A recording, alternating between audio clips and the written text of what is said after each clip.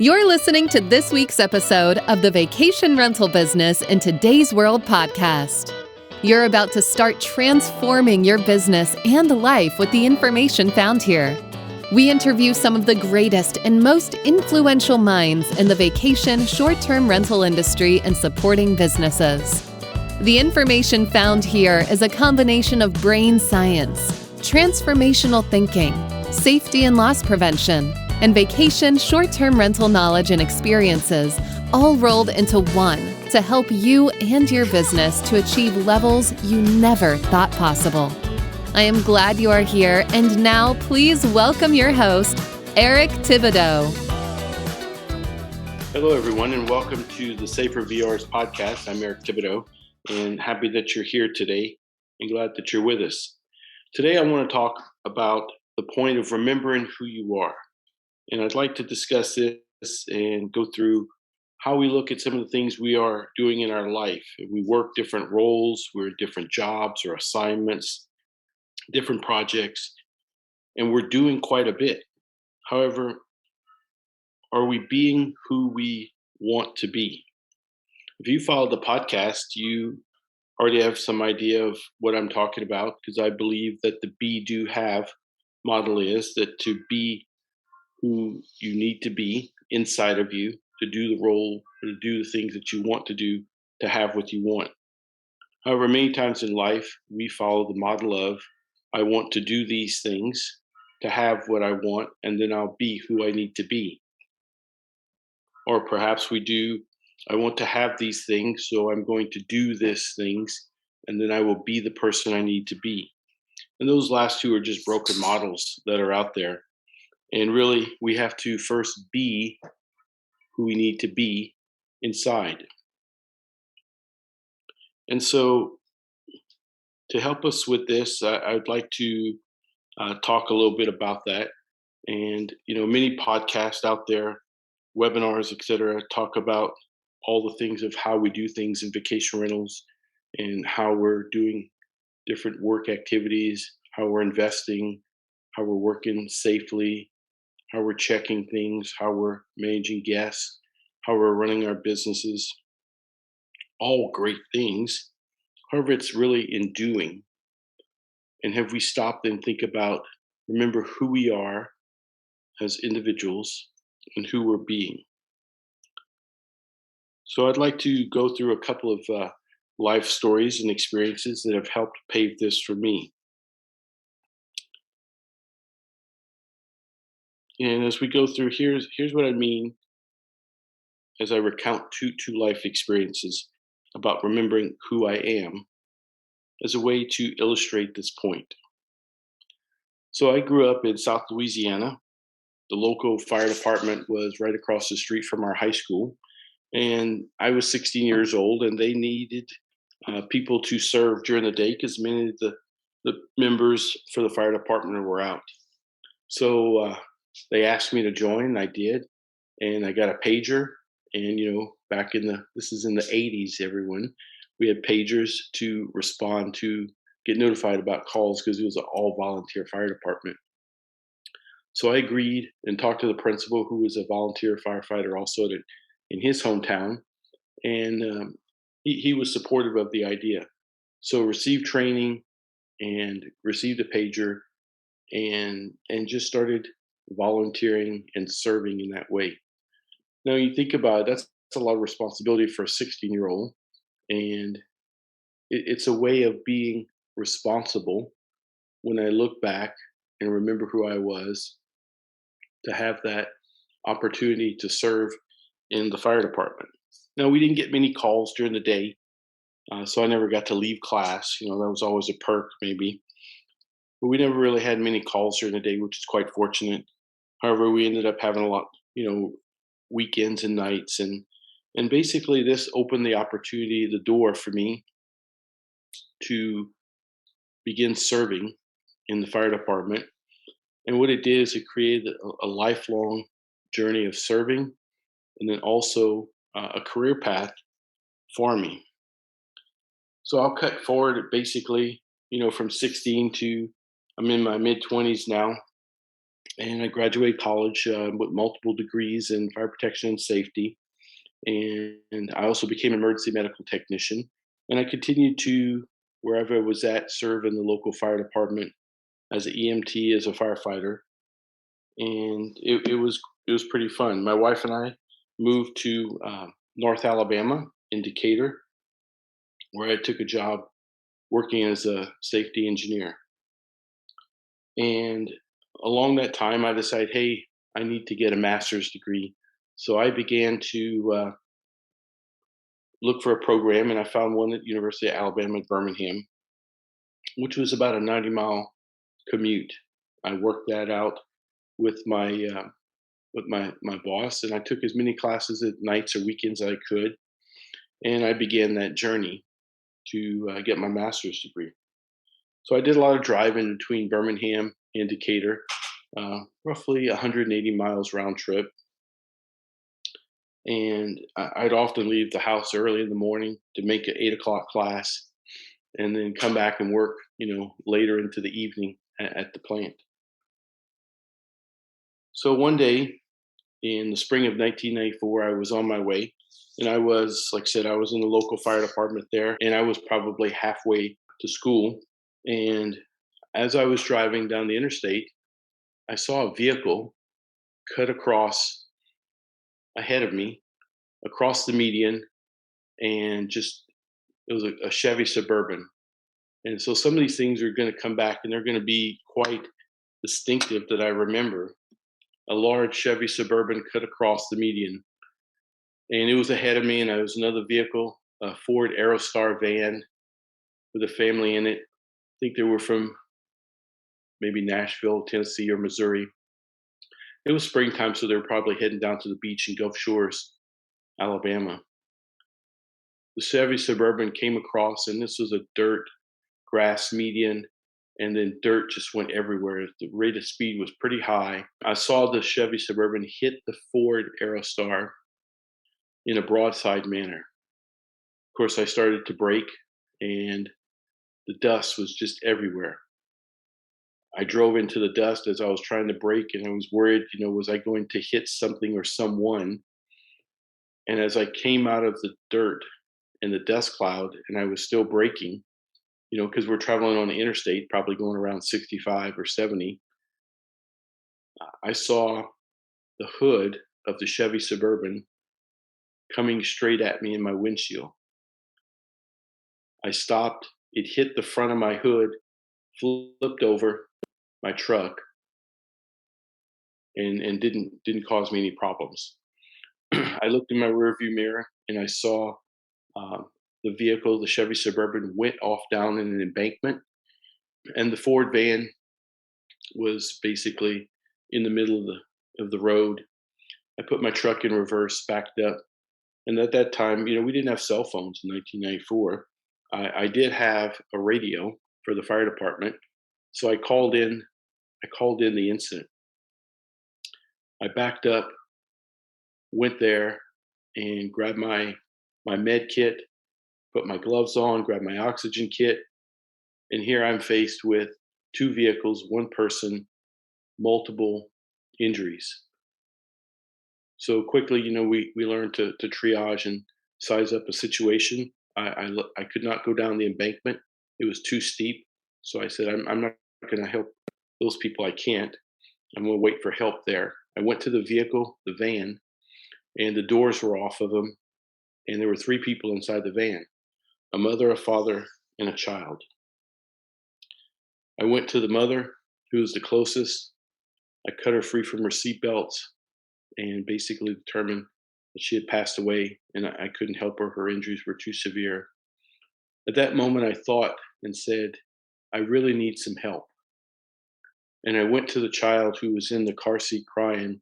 And in the background, I heard a lady say, "Hey, I'm a nurse. Can I help?" And I said, "Please take care of the child." So I went around to the other side of the vehicle, and there was the father. He was driving the vehicle, still in his seatbelt. I left him in his seatbelt. However, he had severe head trauma uh, to his head and his upper chest, bleeding quite a bit from head injuries. So I got my oxygen kit, started applying oxygen at a high flow rate to him, tried to address the bleeding, and also to he was thrashing around a bit, and I was trying to get him to keep still because he had obviously hit the steering wheel at a very high rate, and he was on the side of the impact there. Anyway, I continued to do that for, I don't know, 15, 20 minutes. The paramedics came and they came and took over and basically transported him and the child to Birmingham. I spoke to the police and kind of gave them, here's my situation, right? So maybe it had been 30 minutes, and I kind of just gathered up my equipment and went back in my truck and drove to school. Obviously, saying I was pretty distraught after a while. I realized, the magnitude of the situation, life lost, at least that one person, and it could have been me as well. However, when I think back to that day and remember, I never I never stopped, I never blinked. It's one of the things that you get in training. You just go into action. However, being, committed and responsible and remembering my training and remembering the prioritization and the people and my protection, everything just kind of fit in there. I went to school, went to my class, went back to work, talked to my coworkers at work about it, and they said, "Are you okay?" I said, "I'm fine. I'm just gonna, work here, do my work at the office." And after that, no problem. I got a call from the state police, and they said, "Hey, the father was alive, and he was going to be in, surgery, and the child was fine, and that the mother had indeed passed away." So when I think back to that time, and they said, these people wouldn't have lived without you. And I think back, hey, that's part of serving. That's why I was trained. That's what I did. And I was thankful I was able to be there that day and help as many people as I could. But when I remember that day, I also remember the day before. We had, I don't know, springtime. It seemed like we had a lot of incidents, a lot of accidents, and I had been on several calls before. And on the way back from work that night, I believe it was a Tuesday, because I went to class on Mondays and Wednesdays, as I'm remembering. I needed to go by the station and restock my kit and to replace my oxygen cylinder.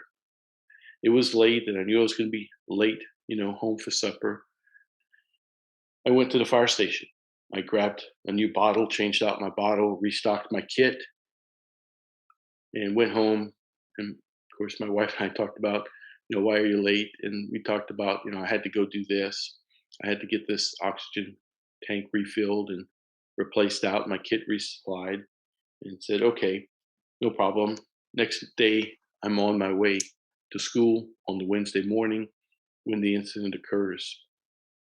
And I bring that up to point out about what it means to be responsible, to be self integral, which means to be committed. If I would have not gone to the fire station that night on Tuesday night and replaced my kit and my oxygen, there's no way I could have helped those people in that family. And the likelihood is they could have passed away as well without having all the equipment that I needed to be able to help them. So as I remember who I am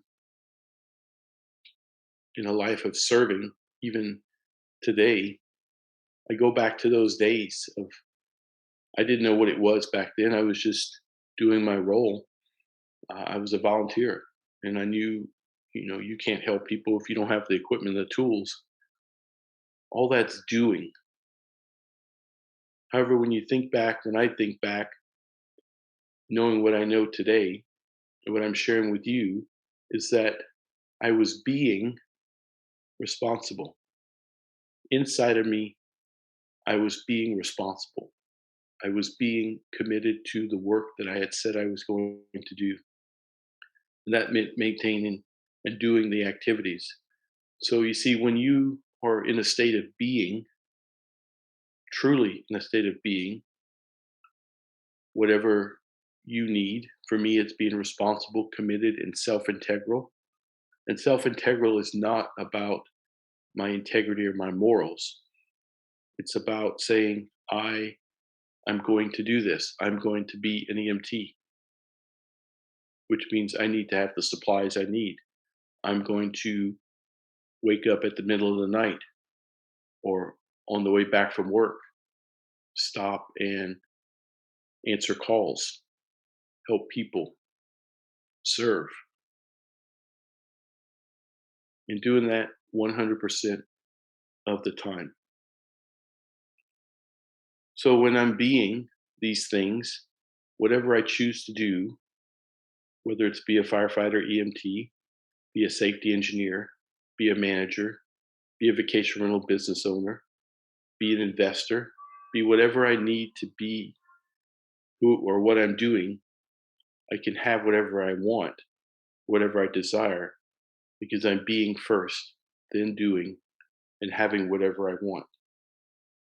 These type things aren't really taught to us very often or very much. And I spend time talking about them because it's really at the core if we want to really be successful in our business or if we really want to create safer vacation rentals for the industry. We have to first know who we are and how we're being. We are human beings, not human doings. However, we take great pride in everything we do, and we should. However, if we find that we be who we need to be, the doing becomes so much easier. So, yeah, back then I was learning ways of being, which allowed me to serve. I didn't really know there were ways of being. And maybe you're doing some of these today. If I did this type of serving and being in my work, in my day work, in my family, in my church, in my volunteering in the fire department. And even today, I continue to serve through Safer VRs. I believe in creating expansion for others to grow. Grow your business, grow your lives, saving a life, those lives back in the vehicle, create expansion for that family. Maybe they wouldn't have survived. However, me being there, being who I need to be, doing what I need to do, create expansion for that family. You can do that in your business. That's my goal, is to help you create expansion in your business. So take time today, this week, to remember who you are and are you being who you need to be. It will open the door to understanding who you're being, and then you can choose to walk through the door to continue your journey or not. So I appreciate your time today, and thanks for listening to this podcast. If you enjoyed it, please go and give me a 5-star rating in Apple Podcast. And I'd like you to take a look at my website at www.safervrs.com and see what we have there to offer and how I can support and create expansion in your life, in your business. And also take a look at Safer Vacation Rentals Facebook group and join my Facebook group there where we can share and create expansion and understand who we're being. These are the fundamental things as we start so that we can do, which we love to do in the vacation rental world, all the things we do. We'll find that we'll move forward with these with ease and grace and much more success if we know who we are and who we're being. Thanks for being here. I look forward to hearing from you, and have a great day. Take care. Bye-bye. Thank you for listening to Safer VR's podcast with Eric Thibodeau. If you enjoy this, I would love you to join my Facebook group, The Safer Vacation Rentals, for more of the same. You can also join our email list at www.safervrs.com.